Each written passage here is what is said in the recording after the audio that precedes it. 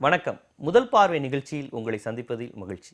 இன்றைய முதல் பார்வை நிகழ்ச்சியில் இன்றைய தினசரிகளின் முக்கிய நிகழ்வுகள் குறித்து, செய்திகள் குறித்து திறனாய்வு செய்வதற்காக எழுத்தாளர் அன்பு செல்வம், அரசியல் பார்வையாளர் ஷியாம் சேகர் அவர்கள் நமது முதல் பார்வை அரங்கிற்கு வந்திருக்கிறார்கள். வணக்கம்.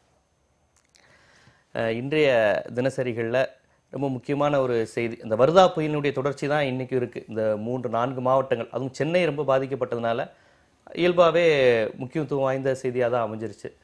அதுலேயும் இப்போ நேற்றைய தொடர்ச்சியாக இன்றைக்கி திமுக பொருளாளர் ஸ்டாலின் அவர்கள் ஒரு கோரிக்கையை வச்சுருக்கிறாங்க. நேற்று அவர் சொன்னார் 10,000 கோடி கேட்கணும், வெறும் 1000 கோடி கேட்பதுங்கிறது ஏற்புடையது கிடையாது, எந்த விதத்திலையும் பொருந்தாதுன்னு சொல்லியிருந்தாங்க.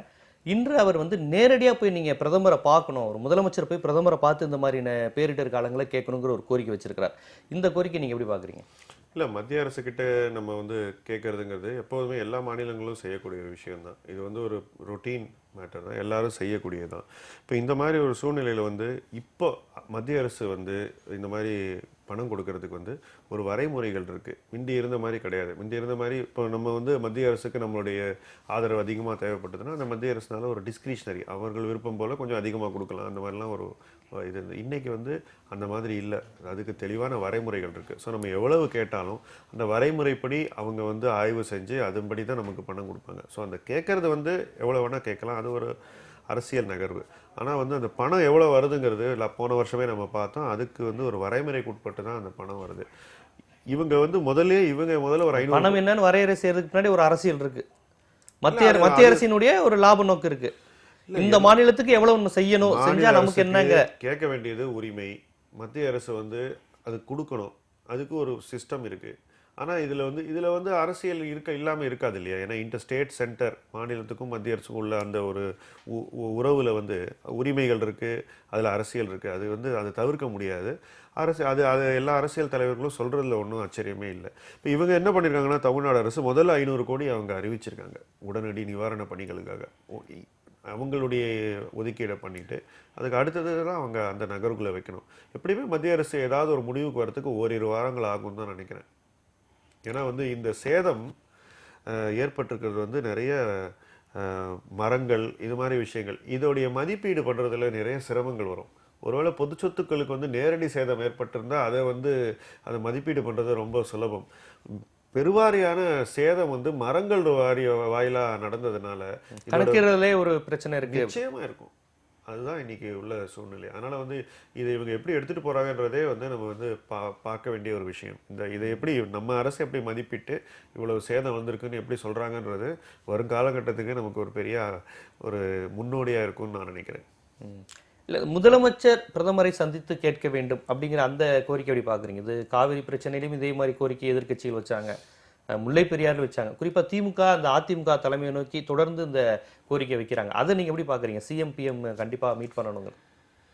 ஃபர்ஸ்ட் ஆஃப் ஆல் பிஎம் இதுக்கு எவ்வளோ டைம் ஒதுக்குறாருங்கிறது நம்ம பார்க்கணும். இப்போது கேரளா சீஃப் மினிஸ்டர் இது மாதிரி ஒரு கோரிக்கையை வைக்கிறதுக்காக முல்லை பெரியார் பிரச்சனையில் எல்லா எம்பிக்களையும் கூட்டிகிட்டு அங்கே போனார். அவங்க அத்தனை பேரும் போயிட்டு, கட்சிக்கு அப்பாற்பட்டு அத்தனை பேரும் போயிட்டு அவங்களால பிரதமரை சந்திக்க முடியாத ஒரு சூழ்நிலை ஏற்பட்டது. அப்போ அது அவங்க திரும்பி அவங்க மாநிலத்தில் அவங்களுக்கு ஒரு லாஸ் ஆஃப் ஃபேஸ் ஏற்பட்டது. ஆகவே ப்ராப்பர் அப்பாயின்மெண்ட் இல்லாத போகிறது அவ்வளோ ஆரோக்கியமானது இல்லை இன்றைக்கி இருக்கிற காலகட்டம். ஏன்னா திரும்பி அவங்களால மக்களை சந்திக்க முடியாது. மக்கள்கிட்ட நாங்கள் டெல்லியில் போய் என்ன பண்ணோம் அப்படிங்கிறத அவங்களால சொல்ல முடியாத ஒரு சூழ்நிலை வரும். ஆகவே ப்ராப்பர் அப்பாயின்மெண்ட் இல்லாமல் போகக்கூடாது. அதுதான் இன்றைக்கி உள்ள சூழ்நிலை. அது யோசிச்சு தான் இவங்க செய்வாங்க. இவன் எதிர்கட்சி ப்ரெஷர் வைக்கிறாங்க, நல்லா டெல்லியில் போய் உட்காந்துட்டு அப்புறம் அப்பாயின்மெண்ட் கேட்கறத நிச்சயமாக தவிர்ப்பாங்கன்னு தான் நினைக்கிறேன். நீங்கள் இதை எப்படி பார்க்குறீங்க? ஸ்டாலின் அவர்களுடைய கோரிக்கையை பிரதமரை நேரில் சந்தித்து கேட்க வேண்டும் அப்படின்னு ஒரு வகையில் வரவேற்கக்கூடிய ஒரு கோரிக்கை தான் அது. அதற்கு காரணம் புதிதாக பொறுப்பேற்றிருக்கக்கூடிய 3வது முறையாக பொறுப்பேற்றிருக்கக்கூடிய முதலமைச்சரை கொஞ்சம் திறம்பட வேலை செய்ய அப்படின்னு சொல்கிறார் எதிர்கட்சி தலைவர். ஏன்னா அவர் செய்கின்ற இப்போ இந்த புயல் வந்த பிறகு எல்லாருமே பார்க்குறாங்க, முதலமைச்சருடைய பணியை எல்லாரும் பார்க்குறாங்க. ஒரு திருப்திகரமான ஒரு பணியாக இல்லை. ஒரு முதலமைச்சர் ஒரு மாநிலத்தில் இவ்வளோ பெரிய ஒரு புயல் ஒரு 3 மாவட்டங்களை பாதிச்சிருக்கு. உடனடியாக ஒரு ஹெலிகாப்டர் எடுத்துகிட்டு ஒரு ஏரியல் வியூ பண்ணியிருக்கலாம். அவர் ரொம்ப ஓரளவு கொஞ்சம் கம்ஃபர்டபுள் ஜோன்ஸை மட்டும்தான் அவர் ஒரு விசிட் பண்ணிவிட்டு உடனே போய் உட்கார்றாரு. ஒரு முதலமைச்சர் அதை செய்ய தேவையில்லை. அப்போது இதுக்கு பின்புலத்திலிருந்து பியூரோக்ராட்டிக்ஸனுடைய டிக்டேஷனை தான் அவர் திரும்ப இன்னும் ஃபாலோ பண்ணுறாருங்கிற மாதிரியான ஒரு தோற்றம் வெளியில் தெரியுது. அப்போ எதிர்கட்சிகள் தான் என்ன பண்ண வேண்டியது இருக்குன்னா, இதை இடித்து சொல்லி இன்னும் நல்லா வேலை செய்யுங்க, போய் வடசென்னையெல்லாம் போய் பாருங்கள், வடசென்னையில் எவ்வளோ பாதிப்பு ஏற்பட்டிருக்கு. ஊடகங்களும் சொல்லலை, இங்கே இருக்கக்கூடிய அமைச்சர் பெருமக்களும் யாரும் போய் பார்க்கல. வேற ஒரு அமைச்சர்கிட்ட சொன்னால் போயிட்டு அவர் வந்து உயிரியல் பூங்காவை பார்த்துருவார். முதலமைச்சர் அதுக்காக போகணும். முதலமைச்சர் எங்கே வந்திருக்கணும்? மிகவும் பெருமளவு பாதிக்கப்பட்டிருக்கக்கூடிய இந்த பகுதிகளுக்கு தான் மக்கள்கள் வடசென்னை பகுதிக்கு வந்திருக்கணும், வரல. ஸோ அப்போ அதை பண்ணுற நேரங்களில் எதிர்க்கட்சி தலைவர்கள் சொல்கிறாங்க, நல்லா பார்வையிட்டு வேலை செய்யுங்க, உங்களுடைய பொலிட்டிக்கல் வில்லை வந்து ப்ரூவ் பண்ணுங்க, போங்க போய் சென்ட்ரலில் போய் உட்காந்து இப்போ பிரதமர்கிட்ட அப்பாயின்மெண்ட் வாங்கி கேளுங்க அப்படின்னு சொல்கிறாங்க. இப்போ நேற்று காங்கிரஸ் கட்சியில் இருந்த ப. சிதம்பரம் மற்றும் கம்யூனிஸ்ட் கட்சிகள்லாம் வலியுறுத்தியிருக்கிறாங்க, தமிழ்நாட்டுக்கு ஏற்பட்டிருக்கக்கூடிய குறிப்பாக அந்த புயலால் பாதிக்கப்பட்டக்கூடிய பகுதிகளுக்கு 10,000 கோடிக்கு மேலே எங்களுக்கு இது வந்து இழப்பு ஏற்பட்டிருக்குன்னு சொல்லிட்டு மத்திய அரசும் ஒரு குழுவை இதுக்காக ஆய்வு செய்வதற்காக அனுப்புகிறாங்க. அவர்களும் வந்து பார்ப்பாங்க. அருண்ஜேட்லி முதல் கட்டமாக அதற்கு ஒப்புதல் கொடுத்துருக்கிறாரு. இப்போது இந்த 500 கோடி ரூபாய் ஒதுக்கப்பட்டிருக்கிறது என்பது கூட இது ஒரு வரவேற்கக்கூடிய ஒரு பணியாக தான் நான் பார்க்க முடியுது. பட் ஆனாலும் ஒரு முதல்வர் என்கிற அடிப்படையில் அவர் செய்ய வேண்டிய பணிகள் என்று கடந்த காலத்தினுடைய முதல்வர்களுடைய இது போன்ற இயற்கை பேரிடர் உள்ள அவர்கள் செய்த வேலையோடு ஒப்பிடும் பொழுது இது ஒரு மந்தமான ஒரு நிலையில தான் வந்து முதலமைச்சர் ஒரு 3-4 விஷயம் தெளிவுபடுத்த வேண்டியது இருக்கு. அதாவது ஊடகங்கள் செய்யல. நீங்க இப்போ பொன்னேரி பழவேற்காடை வந்து வருதா புயல் நடந்தப்ப 24 மணி நேரமும் ஊடகங்கள் காமிச்சாங்க. குறிப்பா நமது தொலைக்காட்சி காலையில இருந்தே காமிச்சுக்கிட்டு தான் இருந்தாங்க. பொன்னேரி பழவேற்காடு குறிப்பாக மீனவ கிராமங்களை வந்து முழுக்க முழுக்க படகுகள் போனது, அந்த மக்கள் வந்து புயல் பாதுகாப்பு மையங்களுக்கு சென்றாங்கிறத அன்று காலை 6 மணிலேருந்து இரவு வரையும் அதை நம்ம தொலைக்காட்சியெல்லாம் காமிச்சுக்கிட்டு தான் இருந்தாங்க. இன்னொரு புறம் நீங்க ஒரு பன்னீர்செல்வம் மந்தமா செயல்படுகிறார் அப்படிங்கிற உங்க பார்வை ஒரு புறம். ஆனா ஊடகங்கள்ல நீங்க தொடர்ந்து பாத்தீங்கன்னா நிவாரண முகாம்களுக்கு சென்று உணவை அவர் சாப்பிட்டு பார்த்து பரிசோதித்துட்டு இந்த உணவை நீங்க கொடுக்கலாம் அப்படிங்கிற அளவுக்கு அவர் சென்றிருக்கிறார் அப்படிங்கிற செய்தியெல்லாம் காட்சி மற்றும் அச்சு ஊடகங்கள தொடர்ந்து வெளிவந்து கொண்டு இருக்கிறது. நீங்க இதை எந்த அடிப்படையில் அது அமைச்சர்கள் செய்யலாம், அது சாதாரண ஒரு அமைச்சர்கள் செய்யக்கூடியது, அதில் ஒன்று நம்ம மறுக்கிறதுக்கு இல்லை. இப்போ உதாரணமாக நேரடியாக உங்களுக்கு விஷயத்துக்கு வரேன். நான் இப்போது இந்த புயல் பாதிக்கப்பட்ட உடனே எல்லாரும் உடனடியாக இதில் பாதிக்கப்பட்டது மின்சாரம், குடிநீர் மிக முக்கியமாக பாதிக்கப்பட்டது அதுதான். அல்லது வேரோடு சாய்ந்த மரங்களை அப்புறப்படுத்துகிற பணி. ஊடகங்களில் காட்டின இடங்கள் நீங்கள் எடுத்துக்கிட்டிங்கன்னா தென்சென்னை பகுதிகள் தான் அதிகம். தென்சென்னையில் தான் உடனடியாக மின்சாரம் வழங்கப்பட்டது. தென்சென்னை பகுதிகளில் இருக்கக்கூடிய பகுதிகளுக்கு தான் சாலைகள் உடனடியாக வசதிகள்லாம் சரி செய்யப்பட்டது. வடசென்னை பற்றி ஒரு பதிவு இல்லை. இப்போ நேற்று நான் பொன்னேரியிலிருந்து தான் வரேன். நான் நேற்று பொன்னேரியிலிருந்து இது வரைக்கும் எல்லா பகுதிகளையும் நான் பார்த்துட்டு தான் வந்தேன். பொன்னேரியில் மின்சாரம் வடசென்னையில் மின்சாரம் வழங்கப்பட்டிருக்கா? இல்லையே. நான் அப்போ இதை வைத்து தான் சொல்ல வேண்டிய. அப்போ ஐடி செக்டார் எங்கே இருக்குது, பொலிட்டீஷியன்ஸ் எங்கே இருக்கிறாங்க, விஐபிஸ் எங்கே இருக்கிறாங்க, அந்த பகுதிகளுக்கு முதல் கட்டமாக நேற்று நடந்து கொண்ட விஷயங்கள், அரசியல்வாதிகள் அரசினுடைய மையம் எங்க இருக்கு அப்படிங்கிற அடிப்படையில் அவங்க செயல்படுறாங்கன்னு சொல்லலாம். நீங்க சொல்ற மக்களை விட்டுணும். ஒரு அரசு என்பது ஒரு வெல்ஃபேர் ஸ்டேட் என்ன பண்ணிடணும், எங்க அதனுடைய வந்து அட்மின் இருக்கோ அந்த அட்மினுக்குள்ள தான் நாங்கள் இயங்குறோம்னு சொல்ல. அது அடிப்படையில் அதாவது நீங்க சொல்ற பார்வை எனக்கு முழுமையா புரியுது. பார்க்குற மக்களுக்கும் நீங்க எந்த அடிப்படையில் பேசுறீங்கிறது புரியுது. நான் வந்து அந்த கோணத்தை விமர்சனம் பண்ணவோ மாற்று கருத்து வைக்கவோ இல்லை. இப்போ நுங்கம்பாக்கத்தில் வருதுன்னா முக்கியமான அரசியல் புள்ளிகள் வீடு இருப்பது மட்டுமல்லாமல் அங்கதான் வந்து சாஸ்திரி பவன் இருக்கு, பல்வேறு விஷயங்கள் அங்கிருந்து இயங்க வேண்டிய ஒரு தேவையும் இருக்குல்ல, நீங்க அதையும் பார்க்கணும்ல. அதாவது காலம் முழுசு நாம அப்படிதான் பார்க்க போறோம், அதுல ஒன்றும் மாற்றுக்கிறது இல்லை. அதாவது உட்கட்டமைப்பு அந்த ஏரியாஸ்ல வந்து பெட்டரா இருக்கும். உதாரணத்துக்கு சொல்றேன், இந்த நகரத்துக்குள்ள இருக்கிற இடங்கள்ல கேபிள்ஸ் எல்லாம் வந்து பூமிக்கு கீழே போகுது. ஸோ அது வந்து முறிவெல்லாம் எதுவுமே ஏற்படல. ஸோ அவங்களால அதை வந்து உடனடியாக செக் பண்ணிட்டு வந்துறதுக்கு அவங்களுக்கு அது வசதிகள், அந்த உட்கட்டமைப்பே வந்து அதுக்கு சாதகமாக இருக்குது. ஐயா சொல்கிறத ஒரு விஷயம் நான் சொல்ல விரும்புகிறேன். தென் சென்னைக்குள்ளேயே வந்து ஜனங்க வந்து நெருக்கடியாக வாழக்கூடிய பகுதிகள், கே நகர், வெஸ்மாம்பலம், இந்த மாதிரி இடத்துலலாம் பவர் வரல. தியாகராய நகர்லேயே வரல. இவ்வளவு சொல்கிறீங்களே, தியாகராய நகரில் நேற்று இரவு வரைக்கும் வந்து கரண்ட் வரல. அவர் என்ன சொல்றாரு, நீங்கள் முயற்சியாக இங்கே எடுப்பீங்க, அங்கே நீங்கள் கண்டுக்க மாட்டீங்கிறார். அதற்கு காரணம் இங்க ஆட்கள் இருக்கிறாங்க. இல்ல இன்னைக்கு இருக்கிற சூழ்நிலையில எந்த பக்கம் பாக்குறதுன்னு தெரியாம திணறாங்க. அதுதான் என்னுடைய பதிவு. அதாவது அவ்வளவு டேமேஜ் ஆயிருக்கு. அதை இதை சீர் பண்றது ஒண்ணு தான் பண்ண முடியும். அதுக்கு தேவையான ஆட்பலம் இருக்குன்னு எனக்கு தோணல. சென்ற முறை இவ்வளவு டேமேஜ் இல்லை. போன ஆண்டு வந்து ஒரு பாதுகாப்பு ஏற்படுத்தி அதுக்கப்புறம் ஸ்விட்ச் ஆன் பண்ற ஒரு சூழ்நிலை தான் இருந்தது. இன்னைக்கு வந்து ரிப்பேர் அந்த மாதிரி விஷயங்கள் வந்து ரொம்ப நிறைய இருக்குது. வேலைகள் நிறைய டேமேஜ், பொருட்சேதம் வந்து, அதாவது அரசு சொத்துக்களுக்கு பொருட்சேதம் ரொம்ப நிறைய ஏற்பட்டிருக்கு. சென்ற முறை வந்து தனியார் சொத்துக்களுக்கு பொருட்சேதம் ஏற்பட்டது தான் அதிகம். அதாவது வீட்டுக்குள்ள தண்ணீர் வந்து அதனால வர பொருட்சேதங்கள். இந்த மாதிரி தண்ணி உள்ள வந்த பிரச்சனைங்கிறது பெரிய அளவுல இல்ல. மரங்கள் தான் நம்ம பார்க்கலையே. எங்க பார்த்தோம் 20 கடற்கரை கிராமங்கள்ல சில பிரச்சனை இருக்கு. அதாவது நகரத்துக்குள்ள 20 சென்டிமீட்டர் மழை பெஞ்சிருக்கு. 20 சென்டிமீட்டருங்கிறது 44 சென்டிமீட்டர் தான் மொத்த வடகிழக்கு பருவமழையோட மழை, சராசரி மழை. அதில் பாதி ஒரு 36 மணி நேரத்தில் பெஞ்சதுக்கு எங்கேயாவது நீங்கள் தண்ணி தேக்கத்தை பார்த்தீங்களா? ஒரு பெருவாரியான தண்ணி தேக்கம் அந்த மாதிரி ஒன்றுமே இல்லை. ஆனால் இந்த பொருட்சேதம் வந்து அரசு சொத்துக்களுக்கான பொருட்சேதம் வந்து ரொம்ப எல்லா இடத்துலையும் நீங்கள் பார்க்க முடியுது. அதாவது இந்த முறை அவர் சொன்னதிலிருந்து இப்போ நீங்கள் சொல்கிற வட சென்னை தென் சென்னை அரசியலுங்கிறது இதில் மட்டும் இல்லை, அரசியல் எல்லாவற்றிலுமே நார்த் மெட்ராஸை வந்து தனித்து பிரித்து பார்க்கிற ஒரு அரசியல் இருக்குங்கிறது உங்களை போன்ற சமூக செயற்பாட்டாளர்கள் தொடர்ந்து விமர்சனமாக வைக்கிறீங்க, எழுதிட்டு வரீங்க. அது காரணம் பல்வேறு காரணங்களாக இருக்கலாம், சமூகமாக இருக்கலாம், நீங்கள் சொல்கிற மாதிரி அதிகார மையங்கள் இங்கே இருக்கிறதுல இருக்கலாம். ஆனால் இந்த முறை இயற்கையை பார்த்தீங்கன்னா வட சென்னை தென் சென்னைன்னு பார்த்து அது பாதிக்கலை. மரங்கள் வந்து அடையாறுலேயும் விழுந்திருக்கு, அண்ணா நகர்லேயும் பாஷ் ஏரியான்னு சொல்கிற அண்ணா நகரும் கடுமையாக பாதிக்கப்பட்ட பகுதியாக மாறி இருக்கு. மீனவ கிராமங்களாக இருக்க பொன்னேரி, எண்ணூர், திருவேற்காடு போன்ற அந்த மாதிரி பகுதியிலும் பாதிச்சிருக்கு.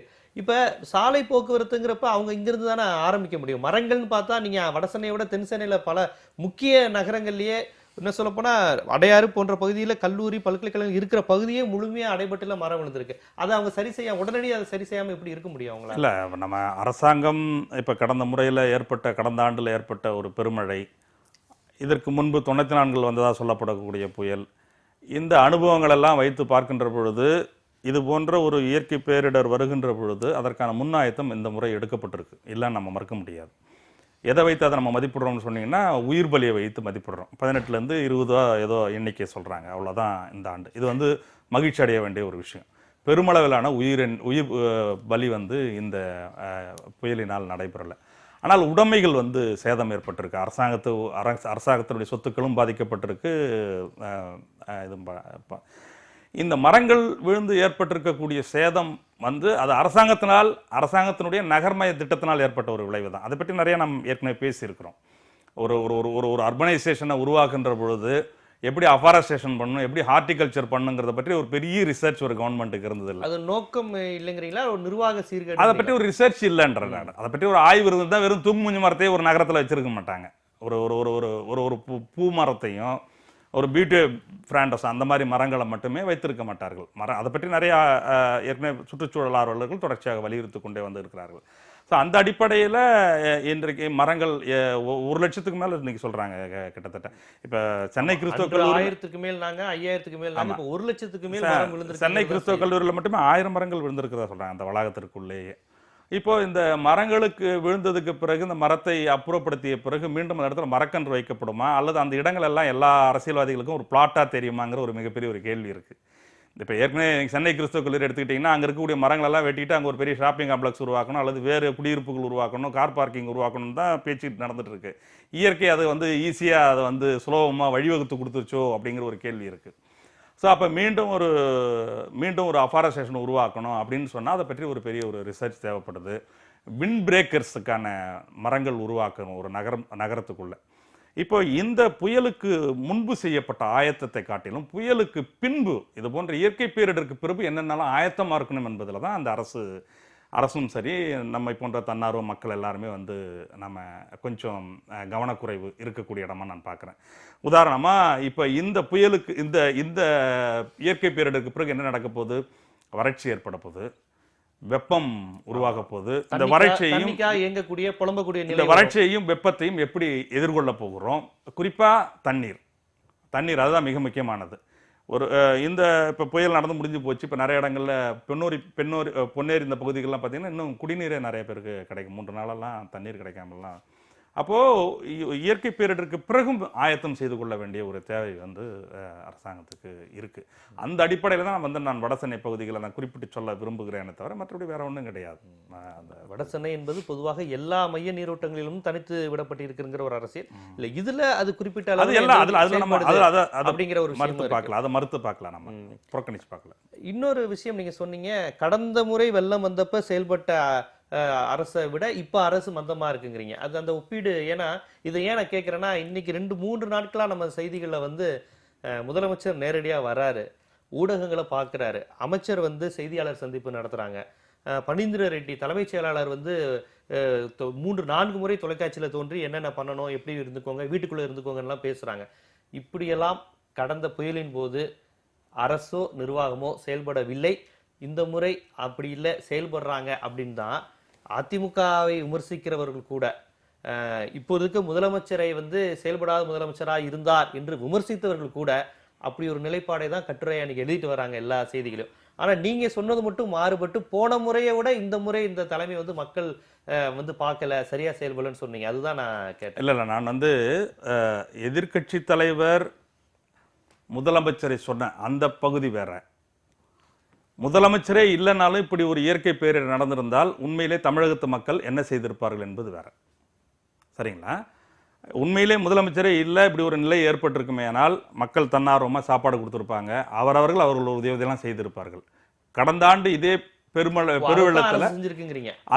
அது வந்து இயல்பாக செய்ய வேண்டிய வேலைகள். நான் என்ன சொல்ல வரேன்னா, முதன்முறையாக மூன்றாவது முறையாக ஒரு பொறுப்பேற்றிருக்கக்கூடிய முதலமைச்சருக்கு ஒரு ஃபர்ஸ்ட் டேக் ஆஃப்ங்கிறது இன்னும் கொஞ்சம் ரொம்ப ரொம்ப ஒரு ஹை வேல்யூபிள் இம்ப்ரெஷன் பண்ணியிருக்கலாம் மக்களிடத்துல. அங்க சொல்ல வரேன் நான். ஆனா அவர் செய்திருக்கிறார் என்பது போன்றதான் எல்லா ஊடகங்களையும் செய்தி. இப்போ நீங்க சொல்றது பாத்தீங்கன்னா நிறைய செஞ்சிருக்கிறார் அப்படிங்கிறது வந்து நீங்க நிறைய ஸ்டாட்டிஸ்டிக்கெல்லாம் சொல்றீங்க. நிறைய விஷயங்கள் இத்தனை இடத்துக்கு போயிருக்காங்க, இத்தனை விஷயத்த பார்த்துருக்காங்க, இத்தனை விஷயத்துல வந்து உள்ள வந்து சொல்லியிருக்காங்க, முன்னெச்சரிக்கை இதெல்லாம் சொல்லியிருக்குன்னு. ஆனால் அந்த இமேஜ் மேனேஜ்மெண்ட் வந்து வேறு மாதிரி இருக்கணும் இப்போ. ஆனால் அவருக்கு அது தோணலை. நீங்கள் சொல்கிறதுக்கு அவருக்கு உடன்பாடு இல்லை. என்ன ரீசன்னாக்கா, என்னை பொறுத்த மட்டும் இன்னும் ஒரு ஷைனஸ் இருக்குது. அதாவது இன்னும் அது தைரியமாக அவங்க செஞ்சாங்கன்னா டெஃபினட்டாக மக்கள் மத்தியில் அந்த இம்ப்ரெஷன் ஏற்படும். இம்ப்ரெஷன் ஏற்படாது இருக்குன்றதை வந்து அவங்க வந்து ரெக்கக்னைஸ் பண்ணணும். வேலை நடக்கலைன்றது உண்மை இல்லை, யாருமே சொல்ல, அவரும் சொல்லலை, யாருமே சொல்ல. அரசு வந்து நல்லா தான் இயங்கிட்டு இருக்கு, வேலையெல்லாம் பார்த்துக்கிட்டு தான் இருக்காங்க. பிரச்சனை வந்து அவ்வளவு பெருசா இருக்கனால அதை சீரமைக்கிறதுக்கு கடந்த புயலின் போது செயல்பட்டதை விட மந்தம்னு சொன்னார். அல்ல அது நான் ஒரு அரசாங்கம் அதுவா செயல்பட்டு கொண்டிருப்பது வேற. நான் ஒரு முதல்வரை சொல்றேன். இப்போ உதாரணமா நான் வாட்ஸ்அப்ல இதில் ஒரு தகவல் படித்தேன். நான் ஏன் ஹெலிகாப்டரில் போகிறதில்ல? ஹெலிகாப்டரை வணங்கிய ஒரு முதல்வர் ஹெலிகாப்டரில் ஏறி போகக்கூடாதா? இப்போ வேலூர் மாவட்டத்தில் பெருமளவு சேதங்கள், பயிர் சேதங்கள், வாழை, நெல் அதெல்லாம் எங்கேயுமே பதிவாகலை. வேலூர் மாவட்டத்தை கணக்கிலே விட்டுட்டோம். புயல் போகும்போது தட்டிக்கிட்டு போன ஒரு மாவட்டம் வேலூர் மாவட்டம். நம்ம இந்த 3 மாவட்டங்களில் மரம் விழுந்தது, இதை பற்றி தான் திரும்ப இது பண்ணிட்டு இருக்கிறோம். அப்போ ஒரு முதல்வர் என்ன பண்ணியிருந்திருக்கலாம், ஒரு ஹெலிகாப்டர் ஒரு ஏரியல் வியூ வந்திருந்தாருன்னா அந்த 4 மாவட்டங்களில் நிறைய தகவல்கள் சொல்லலாம். மத்திய அரசுக்கு நெருக்கடி இப்போ கேட்குறோம், 10,000 கோடி ரூபா நமக்கு இழப்பு வேணும்னு சொல்லி கேட்குறோம். எதன் அடிப்படையில் 10,000 கோடின்றதுக்கு அவங்க வராங்க, குழு வராங்க, மதிப்பீடு இனிமே தானே செய்யல. இல்லை அவங்க வராங்க, மதிப்பிடுறாங்க. ஒரு பக்கம் இருந்தால் கூட நமக்கு ஏற்பட்டிருக்கக்கூடிய பல்வேறு அனுபவங்களின் அடிப்படையில் முன்கூட்டியே நம்ம வந்து சொல்லலாம்ல. இப்போ விவசாயிகளை பற்றி, பயிர் சேதங்களை பற்றி இதில் புள்ளி உரத்தில் வரல. இப்போ இன்னைக்கு கூட 500 கோடி ரூபாய்க்கு இப்போ முதல் கட்டமாக முதலமைச்சர் ஒதுக்கியிருக்கிறாரு. அதில் நீங்கள் எடுத்தீங்கன்னா நான் சொல்லக்கூடிய இப்போ இதெல்லாம் வந்து இதுக்கெல்லாம் எவ்வளோ ஒதுக்கியிருக்கிறாங்க என்பதை பற்றி அதில் இல்லை. மின்சாரத்துக்கு எவ்வளவு, போக்குவரத்துக்கு எவ்வளவு, வண்டலூர் உயிர் காட்சி அலைக்கு எவ்வளவு, அதெல்லாம் நம்ம வேணான்னு சொல்ல வரல. அப்போ இதெல்லாம் இன்னும் பரவலாக அவர் இன்னும் பயணம் செய்து பார்த்துருக்கலாம். ஹெலிகாப்டர்ல ஏறி இருக்குன்னு சொல்ல வரோம். ஆனா வேலூர் திருவண்ணாமலையை பற்றி நேற்று நாடாளுமன்றத்தில் பேசியிருக்கிறாங்க. நேற்று நாடாளுமன்றத்தில் இந்திய கம்யூனிஸ்ட் கட்சி டி ராஜா அவர் குறிப்பா வேலூர் திருவண்ணாமலையும் சேர்த்து அந்த பேரிடர் பாதிப்புகளை கணக்கில் எடுத்துக்கணும்னு நேற்று நாடாளுமன்றத்தில் இந்திய கம்யூனிஸ்ட் கட்சி டி ராஜா அவர்கள் தெளிவா சொல்லியிருக்கிறாங்க. ஆனா அரசு இன்னும் கவனம் எடுத்துக்கணுங்கிறது உங்களுடைய கோரிக்கையா இருக்கு. அதுக்கப்புறம் அந்த வர்தா புயலோடு தொடர்புடைய விஷயமா அந்த ஏடிஎம் வங்கி பிரச்சனையை பேச வேண்டியதாயிடுச்சு. ஏன்னா அந்த பிரச்சனை ஒரு மாதமா பேசிக்கிட்டு இருந்தாலுமே இந்த கடந்த 2 நாட்களாக பணம் இருப்பவர்கள் இல்லாதவர்கள் யாருக்குமே பொருளுக்கு வாங்க முடியாத ஒரு நிலையை வந்து இந்த 2 நாளா ஏற்பட்டிருக்கு. சென்னையில இருக்கிற உங்களுக்கும் அந்த நிலை வந்து கேட்டு தெரிஞ்சுக்கிற விஷயமா இருக்காதுன்னு நான் நினைக்கிறேன். ஏன்னா எந்த ஏடிஎம்லையும் பணம் இல்லை. இதுல என்ன பெரிய ஒரு விஷயம்னா, பணமில்லா பரிவர்த்தனைக்கு தயாரா இருக்கிறவர்கள் கூட பணம் இருந்தாதான் நீங்க சாப்பிட முடியும் ஹோட்டல்ல, பணம் இருந்தாதான் பொருள் கிடைக்கணும் நிலை வந்ததுனால ரொம்ப ஒரு இன்னலுக்கு ஆளாயிருக்கிறாங்க. இந்த சூழலை நீங்க எப்படி பாக்குறீங்க? 2 விஷயங்கள். ஒன்று வந்து வளர்ந்த பொருளாதாரங்கள், அமெரிக்கா மாதிரி, இப்போ ஃப்ளாரிடா மாதிரி ஆட்களில் வந்து ஹரிக்கேன் அடிக்கடி வரக்கூடிய நாடுகள், அமெரிக்கா மாதிரி இடத்துல சில குறிப்பிட்ட மாகாணங்களில், அந்த மாதிரி அடிக்கடி வரக்கூடிய மாகாணங்களில் வந்து அங்கேயும் வந்து இந்த மாதிரி புயல் இது மாதிரி வரும்போது எல்லாமே முடங்கி தான் போகும். அதை வந்து தவிர்க்கவே முடியாது. நீங்கள் வந்து எதுவுமே செய்ய முடியாது. பொதுவாக அந்த மாதிரி இடங்கள்ல என்ன பண்ணுவாங்கன்னா, மக்கள் வந்து முன்னெச்சரிக்கையா எல்லாமே தயார் பண்ணி வச்சுப்பாங்க. ஒரு வாரத்துக்கு. அந்த கோஸ்ட்டுக்கு கிட்ட இருக்கிறவங்க எல்லாம் தள்ளி போயிடுவாங்க. பெரிய பெரிய பங்களா வீடுகள் வச்சிருக்கவங்க கூட தள்ளி போயிடுவாங்க. அந்த இடத்துல இருக்க மாட்டாங்க. இல்ல அது இந்தியா போன்ற நாடுகள்ல நீங்க சொல்வதுங்கிறது ஒரு நிமிஷம் ஒரு நான் சொல்லி முன்னெச்சரிக்கைங்கிறது ஓகே. இல்ல ஆனா வரேன், இந்தியா ஒரே போன்ற நிமிஷம். நாடுகள் இது எல்லாமே சத்தியம் நிச்சயம் சாத்தியமா? சாத்தியம். அப்படித்தான் பண்ணணும். எல்லாருக்கும் எல்லாம் அதுதான் கிடைக்கக்கூடிய நீங்க ஒரு சூழல் இங்க நம்ம இல்ல. உயிரை மதிக்கிறது இல்ல. நம்ம வந்து சேதத்தை வந்து அதிகம் அது கொடுக்க வேண்டிய முக்கியத்துவத்தை கொடுக்கறது இல்ல. நம்ம எப்பவுமே ரியாக்டிவ். எப்பவுமே நம்ம வந்து இல்ல நடந்ததுக்கு நீங்க அப்புறம் மக்களை குறை சொல்றீங்க இப்ப. இல்ல அரசு எல்லாரும் இல்ல. இல்ல எல்லோருமே. அதாவது அரசு மக்கள் வேற இல்ல. ரெண்டும் ஒண்ணுதான். என்ன பொறுத்த மட்டும் இந்த மாதிரி சூழ்நிலைகள்ல வந்து ஒன்றும் இல்லை, ஒரு ஃபேஸ்புக் பதிவில் ஒரு வெதர்மேன் ஒருத்தர் வந்து தெளிவாக சொல்றாரு இது வரப்போகுதுன்னு. ஒரு வாரம் முன்னாடியிலேருந்து அவர் அதை வந்து அப்டேட் பண்ணிக்கிட்டே இருக்கார் டெய்லி. அதனால வந்து நம்ம இதெல்லாம் வானிலை ஆய்வு மையமும் அறிவிச்சு இவங்களும் சொல்லிட்டே வராங்க. ஸோ எல்லாருக்குமே தெரியும். ஆனால் எப்போ நம்ம போய் பொருளை வாங்குறோம், வந்ததுக்கு அப்புறம் போய் கடையில் நிற்கிறோம். இது வந்து ஒரு ஒரு வளர்ச்சிக்கான ஒரு இது இல்லை. மற்ற விஷயங்கள்ல செல்போன் இருக்கு, வாகனங்கள் இருக்கு, எல்லா விதமான சொகுசு வசதிகளும் இருக்கு. ஆனா அந்த மனநிலையை பாருங்க. அதுக்கு அப்புறம் போய் அந்த இடத்துல நின்று நம்ம வந்து கடையில போய் இது வாங்கணும் ஒரு நினைக்கிறோம். மிடில் கிளாஸ்க்கும் அப்பர் மிடில் கிளாஸ்க்கும் நீங்க சொல்றது பொருந்தும். ஒரு அடித்தட்டு மக்களுக்கு எல்லாருக்குமே மக்களுக்கு நீங்க தெரியும் சொல்றது புயல் எப்படி வரப்போகுதுன்னு. பொருந்தும்னு நினைக்கிறீங்க? திங்கக்கிழமை ஒரு வந்து வாரத்துக்கு முன்னாடி சேர்த்து வைத்துக் கொள்வது, திங்கட்கிழமை பணம் எல்லா நேரத்திலும் இருங்க. இருக்குமா அவங்கள்ட்ட? திங்கக்கிழமை இயங்காது, நகரம் இயங்காதுங்கிறது சனிக்கிழமை இருந்த அத்தனை பேருக்கும் தெரியும். சனிக்கிழமை அன்னைக்கு எல்லாருமே கூலி வாங்கியிருக்கோம். நீங்க சொல்ற கணக்கே வரும். சனிக்கிழமை கூலி வாங்காத ஆளே கிடையாது. எல்லாருமே கூலி வாங்கியிருப்பாங்க வேலை செய்யறவங்க. அதனால வந்து அந்த தயார்படுத்திக்கிறதுங்கிற ஒரு மனநிலை நமக்கு இல்லை. அதை வந்து வரவழைச்சுக்கணும் இந்த மாதிரி ஒரு காலகட்டத்தில். ஏன்னா நமக்கு கடைசியா இதுக்கு முன்னாடி எப்போ ஹரிக்கன் வந்து 77 இல்லை 94ல் அது ஒரு காட்சி தான் இருந்த வழி. ஆனால் உண்மையே இந்த அளவு பாதிப்பு ஏற்படுத்தக்கூடிய வந்து 77. பாதி பேர் அந்த காலத்தில் இந்த ஊர்லயே இருந்திருக்க மாட்டாங்க. அந்த மாதிரி ஒரு சூழ்நிலை தான். இல்ல பலர் வந்து அதாவது இந்த பணமில்லா பரிவர்த்தனையை விமர்சனம் செய்பவர்கள் நேற்று வைத்த ஒரு முக்கிய ஆதாரமே நேற்று அவங்களுக்கு வர்தா புயல் தான்.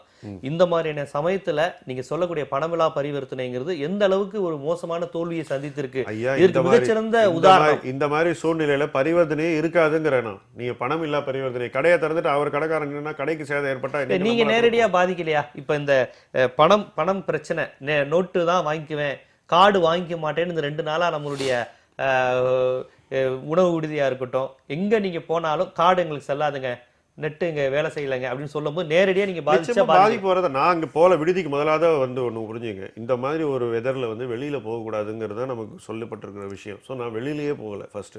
ரெண்டாவது அப்படியே போனாலும் நான் இந்த மாதிரி விடுதிக்கு நான் போகல. ஏன்னா நம்ம முன்னாடியே வாங்கி வச்சுட்டு நம்ம வீட்டுக்குள்ளதான் இருக்க முடியுமே ஒழிய நம்ம வெளியில போறதுக்கான ஒரு நீங்க எப்படி பாக்குறீங்க? அதாவது இப்போ இது மீண்டும் மீண்டும் நம்ம இது அரசாங்கத்தினுடைய பிரச்சனை, மக்கள் பிரச்சனையை நம்ம சொல்ல முடியாது. நீங்களேன் இப்போ நாளை காலையில் புயல் வரப்போகுது அப்படின்னு சொன்னால் நான் இரவு வரைக்கும் நான் வேலை செய்தாகணும். எனக்கு அந்த கடைசி நேரத்தினுடைய உழைப்பு, அந்த கடைசி நேரத்தினுடைய ஒரு நாள் கூலி நான் விட்டுட்டு போக முடியாது.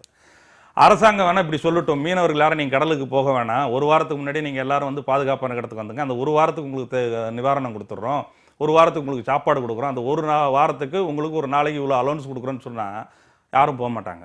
ஒரு வாரத்துக்கு முன்னாடியே வந்து மேலை நாடுகள் மற்ற நாடுகள் மாதிரி வந்துடலாம். ஆனால் நான் வந்து அன்றைக்கு போனால்தான் எனக்கு வந்து கூலி. உழைக்கும் மக்கள் தான் இப்போ இந்த பிரச்சனை யாருக்கு? உழைக்கும் மக்களுக்கு தான் இந்த பிரச்சனை. இப்போ நீங்கள் சொல்லக்கூடிய பிரச்சனை அன்றாடம் ஓடி போய் வேலை செய்துட்டு உழைச்சிட்டு அன்றைய கூலியை நம்பி இருக்கக்கூடியவர்களுக்கு இந்த பிரச்சனை. அவங்க என்ன பண்ணுவாங்கன்னு கேட்டிங்கன்னா, எந்த இயற்கை பேரிடர் வந்தாலும் நாளை காலையில் சுனாமி வரப்போகுதுன்னு சொன்னாலும் சரி, அல்லது மழை வரப்போகுது, அது வரைக்கும் வேலை செஞ்சுட்டு, ஏன்னா கூலியை நான் விட முடியாது. இடையில நான் ஒரு நாள் விடுப்பு வந்து ஒரு வாரம் எனக்கு கூலியை நீங்கள் கொடுத்துருங்க, நான் வந்து உட்காந்துடுறேன். இப்போ 104 மையங்கள் உருவாக்கப்பட்டிருக்கு, 34,000 பேருக்கு மேலே வந்திருக்கிறாங்க. 34,000 பேர் எப்போ வந்தாங்க அப்படின்னு கேட்டிங்கன்னா, சரியாக ஒரு 24 மணி நேரத்துக்கு முன்னாடி தான் வந்து ஷெல்டரில் இதாக இருக்கிறாங்க. ஓரளவுக்கு நீங்கள் முன்கூட்டியே நல்லா வந்து அவங்க எல்லாம் வந்து உட்காந்து இது பண்ணணும்னா நீங்கள் ஒரு அஷூரன்ஸ் கொடுங்க. 10 நாளைக்கு நீங்கள் யாரும் நீங்கள் வேலைக்கு போக வேணாம், உங்களுடைய ஊதியத்தை பற்றி நீங்கள் கவலைப்பட வேணாம், அரசாங்கம் பொறுப்பெடுத்துக்கும், அதுக்காக ஒரு 100 கோடி ரூபா செலவானாலும் செலவாகட்டும் அப்படின்னு சொல்லி பார்த்தீங்கன்னா மக்கள் முன்கூட்டியே வரலாம். இப்போ மற்ற நாடுகளில் வந்து முன்கூட்டியே போயிடுறாங்க. இது யாரை பாதிக்குதுன்னு கேட்டிங்கன்னா, இந்த ஒர்க்கிங் கிளாஸ் உழைப்பை நம்பி இருக்கக்கூடிய மக்களுக்கு நிச்சயமாக அதை பாதிக்கும். நீங்கள் அடுத்த முறையும் நீங்கள் இப்படி ஒரு புயல் வருதுன்னு சொன்னாலும் அந்த டெய்ல் எண்டு வரைக்கும் அவங்க வேலை செய்து கொண்டு தான் இருப்பாங்க. அதனால் அந்த பிரச்சனை வந்து நம்ம ஒவ்வொரு முறையும் நம்ம சந்திக்க வேண்டிய ஒரு தேவை தான் இருக்குது.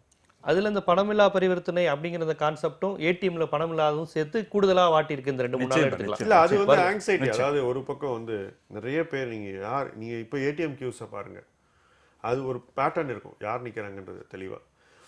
என்னை பொறுத்த மட்டும் வெளியூர்கள்லேருந்து வந்துடுறவங்க நிறைய பேர் இந்த ஏடிஎம் கியூவில் நிற்கிறாங்க. நீங்கள் அதாவது மைக்ரண்ட்ஸ், தட் இஸ் நான் தமிழ்நாட்டில் உள்ளேருந்து இல்லை, வெளி மாநிலங்கள்லேருந்து வந்தவங்க நிறைய பேர் நிற்பாங்க ஏடிஎம் கியூவில். ஏன்னா அவங்களுக்கு வந்து அவங்களுடைய அச்சங்கள் வந்து வேற விதமா இருக்கு. எல்லாமே முடங்கிடும், அப்படியே நின்றுடும். அவங்களுடைய ஒரு இமேஜ் நம்ம மாநிலம் எப்படி இயங்குன்றது. வேறஸ் நமக்கு வந்து போன வருஷமும் சரி, அதுக்கு முன்னாடியும் சரி, குறிப்பா சொன்னா ஒரு 3-4 நாட்கள்ல வந்து நம்ம வந்து இயல்பு வாழ்க்கைக்கு எவ்வளவு பெரிய இதுவா இருந்தாலும் நம்ம வந்து திரும்பிடுறோம். அவர் சொல்ற மாதிரி வேலைக்கு போறோம், வேலைக்கு போய் தான் ஆகணும், வர ஆரம்பிச்சிடுறான். நம்மளுடைய இயக்கம் அந்த மாதிரி. ஆனா அவங்க இருந்த மாநிலங்கள், அவங்கெல்லாம் வந்து பிற்படுத்தப்பட்ட மாநிலங்கள்ல இருந்து வராங்க. அங்கெல்லாம் வந்து வாரக்கணக்கில் வந்து ஒரிசால ஒரு புயல் வந்ததுன்னா மாசக்கணக்கில் ஆகும் அவங்களுக்கு வந்து திருப்பி ஒரு இயல்பு வாழ்க்கை திரும்புறதுக்கு. அதே தான் அந்த பெல்ட் யூபி, பீகார். இந்த மைக்ரண்ட்ஸோடைய தாக்கம் வந்து ரொம்ப அதிகமாக இருக்குது. இதில் படித்தவங்களும் இருக்காங்க, படிக்காதவங்களும் இருக்காங்க. நான் என்னுடைய அலுவலகத்தில் கீழே ஒரு ஏடிஎம் இருக்குது. நான் பார்க்கும்போது தமிழர்கள் வந்து ரொம்ப குறைவு. அதிகமாக இருக்கிறவங்க வந்து வெளியாட்கள் நிற்கிறாங்க. ஸோ இந்த மாதிரி நிறைய பேர் நம்ம இங்கே என்ன நடக்கும், இந்த சமுதாயம் எப்படி போகுன்றதை புரியாதவங்க நிறைய பேர் இப்போ வந்திருக்காங்க. அவங்களுடைய ஒரு தாக்கமும் டெஃபினட்டாக இருக்குன்னு நான் சொல்லுவேன். மைக்ரண்ட் பிஹேவியர் வந்து முக்கியமாக இந்த விஷயத்தில் வந்து நம்ம அவர்களை கவனிக்க கூடுதலா தாக்கும். நம்மளை தானே தாக்கும். ஏன்னா அதை பார்க்கும்போது நம்ம போகும்போது அது வந்து நம்மளை பாதிக்குது இல்லை. இது இந்த ஏடிஎம் பிரச்சனை குறித்து பல்வேறு கட்சி தலைவர்களும் கருத்து சொல்றாங்க, விமர்சனங்களை முன்வைத்து கொண்டு வராங்க. அந்த அடிப்படையில் பாமக நிறுவனர் ராமதாஸ் கூட அந்த கருத்தை சொல்லியிருக்கிறார். அதாவது நீங்க வந்து பணம் இல்லை அப்படிங்கிற ஒரு பிரச்சனை இருக்கு. அப்போ வந்து புதிய ரூபாய் நோட்டுகளை நீங்க கொடுக்குறீங்க, தனியார் வங்கிகளுக்கு அதிக அளவில் 8 மடங்கு அதிகமாக நீங்க பணம் கொடுத்துருக்கீங்க.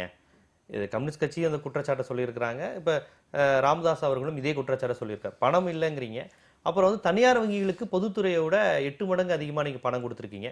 இந்த செய்தி வர அதே சமயத்தில் வந்து நிறைய கருப்பு பணம் பிடிபட்டது, இந்த புதிய 2000 ரூபாய் நோட்டுடன் பல கோடி ரூபாய் சிக்கியதுங்கிற செய்தி வருது. அப்போ இந்த தனியார் வங்கிகள் மூலமாக அவர்களுக்கு கொண்டு செல்வதற்கு நீங்கள் மறைமுகமாக உதவி செய்யுது அரசு அப்படிங்கிற குற்றச்சாட்டை ராமதாஸ் வச்சிருக்காரு. நீங்க எப்படி பாக்குறீங்க?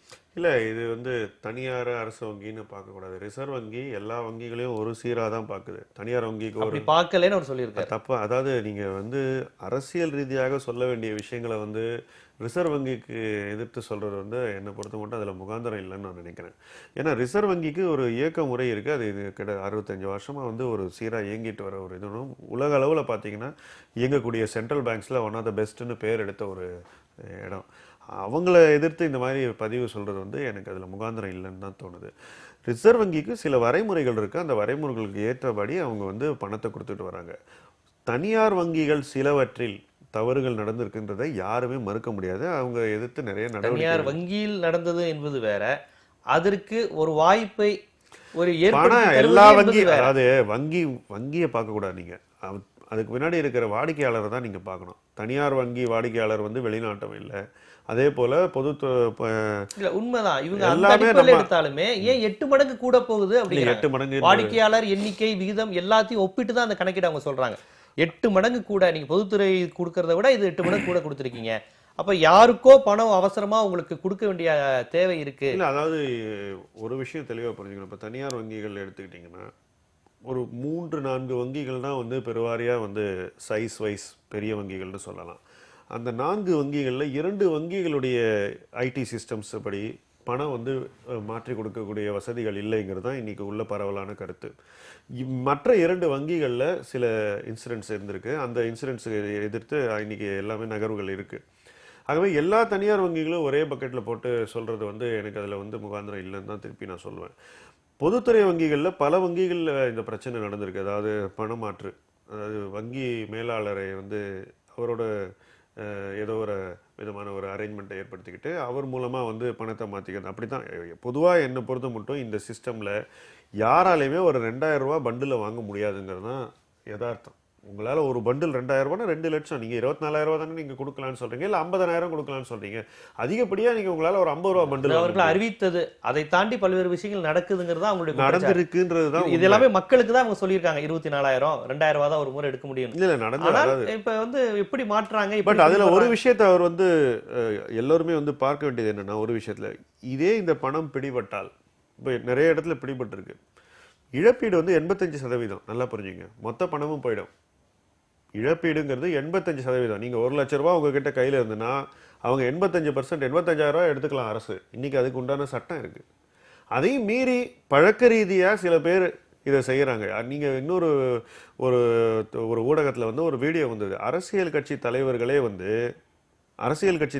வட இந்தியாவில் பணம் மாற்றி கொடுக்குறேன் அப்படின்னு ஊடக ஊழியர்கிட்ட சொல்கிறாரு, எவ்வளோ வேணால் பண்ணி தரலாம், 30%, 40%, ஒவ்வொருத்தர் ஒரு ரேட்டு பேசி எங்கள் தலைவர்கிட்ட உங்களை கூட்டிகிட்டு போகிறேன்லாம் சொல்லி அந்த தலைவர்கிட்ட கூட்டு போய் இந்த மாதிரி சில விஷயங்கள் நடந்திருக்கு.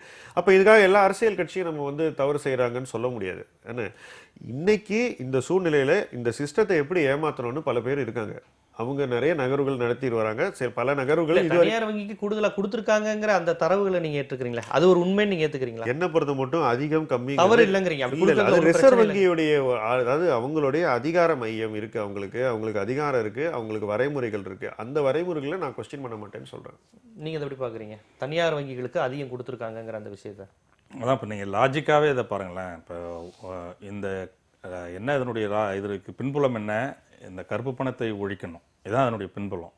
இந்த கருப்பு பணம் உருவாகுகிற விஷயம் அப்படின்னு எடுத்தோம்னு சொன்னாக்கா, லஞ்சம் என்பது ஒரு மிக பிரதானமான ஒரு விஷயம். அதுதான் வந்து இதை குவிக்கக்கூடிய ஒரு மிக முக்கியமான ஒரு இடம்.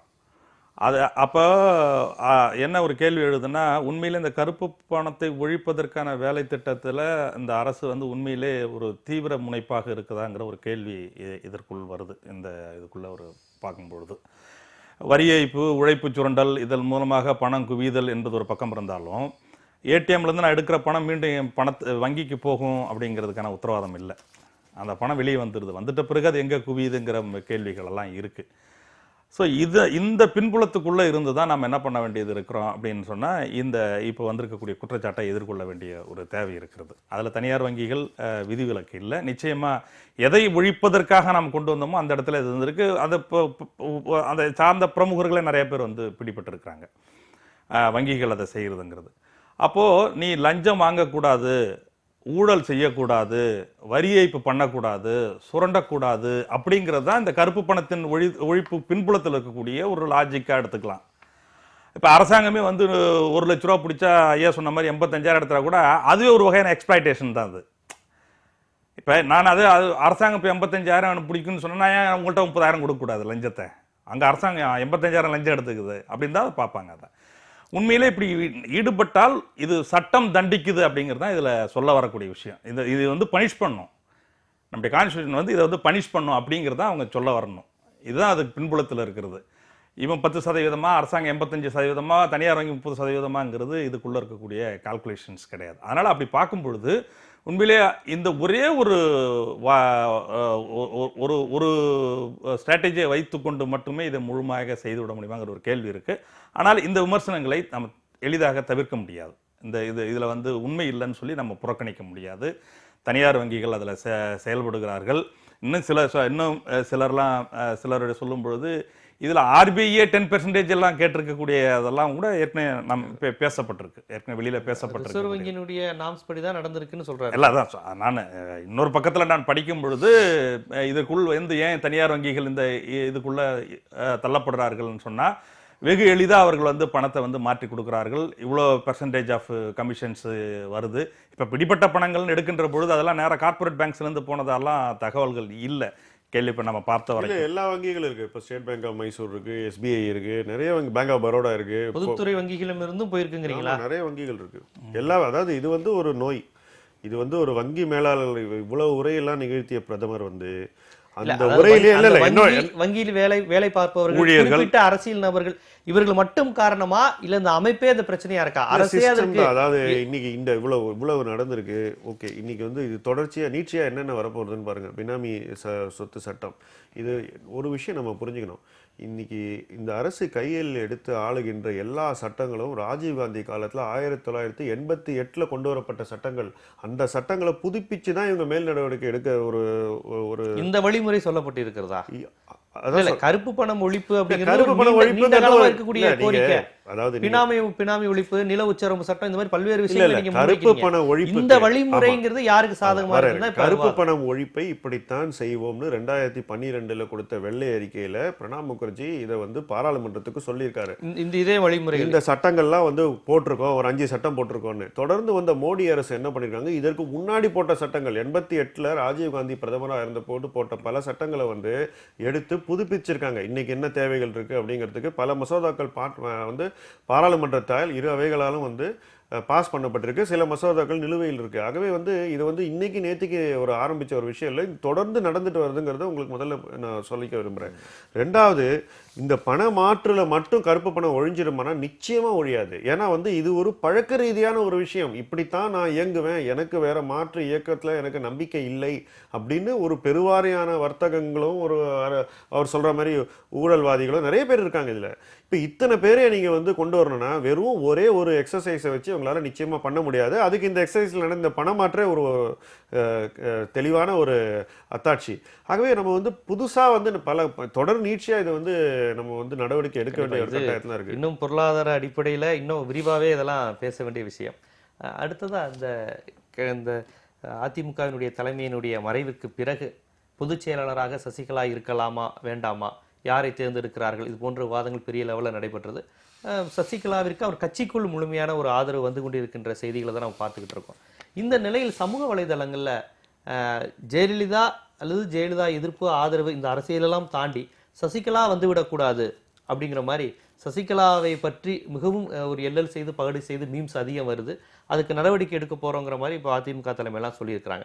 ஏன் வந்து அவர்கள் மீது மட்டும் இப்படி ஒரு பொதுவாக ஒரு அதிமுக எதிர்ப்பு அரசியல் பொதுவாக இருக்கிறத நம்ம புரிஞ்சுக்க முடியும். திமுக எதிர்ப்பு அரசியல், ஒரு கம்யூனிஸ்ட் கட்சிக்கு எதிரான அரசியல், பிஜேபி எதிர்ப்பு அரசியல் என்பது வேறு. ஒரு கட்சி, அந்த அமைப்பு, அந்த கொள்கைக்கு எதிரான அரசியல் என்பது வேறு.